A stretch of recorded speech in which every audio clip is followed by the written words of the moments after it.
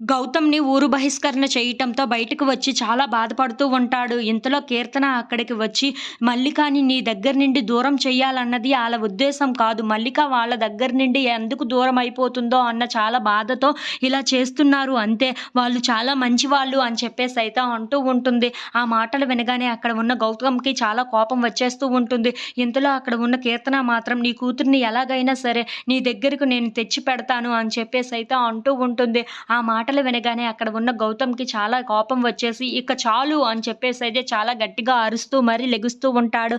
అది చూడగానే అక్కడ ఉన్న కీర్తన అయితే చాలా భయపడిపోతూ ఉంటుంది. ఇంతలో అక్కడ ఉన్న గౌతమ్ మాత్రం, "నా కూతురిని ఎవరు నాకు తెచ్చి పెట్టనవసరం లేదు.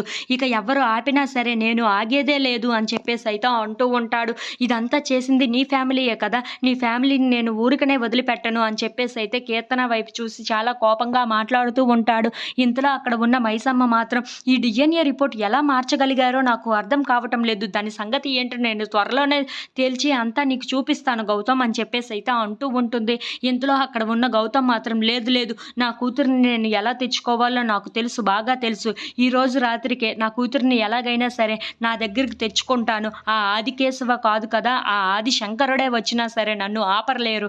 నా కూతురిని ఎలాగైనా సరే నా దగ్గరికి నేనే తీసుకొని వస్తాను. ఎవరు నాకు సహాయం చేయనవసరం లేదు. ఎవరు నాకు అండగా ఉండనవసరం లేదు. నా కూతురు నాకు కావాల్సిందే. ఈరోజు ఈ రాత్రికి ఎలాగైనా సరే నా కూతురిని నేను తీసుకొని వస్తాను. ఆ ఆదికేశవ ఎదురు వస్తాడో తెలీదు. ఆ ఆదిశంకరుడే ఎదురు వస్తాడో తెలియదు కానీ నా కూతురిని నేను తీసుకొని రాకుండా ఎవ్వరూ ఆపలేరు నన్ను" అని చెప్పేసైతే చాలా కోపంగా మాట్లాడుతూ ఉంటాడు. అది చూడగానే అక్కడ ఉన్న మైసమ్మ, కీర్తన వాళ్ళు అయితే ఒక్కసారిగా షాక్ అయిపోయి గౌతమ్ వైపు అలా చూస్తూ ఉండిపోతారు. If you like this video please like, share and subscribe friends.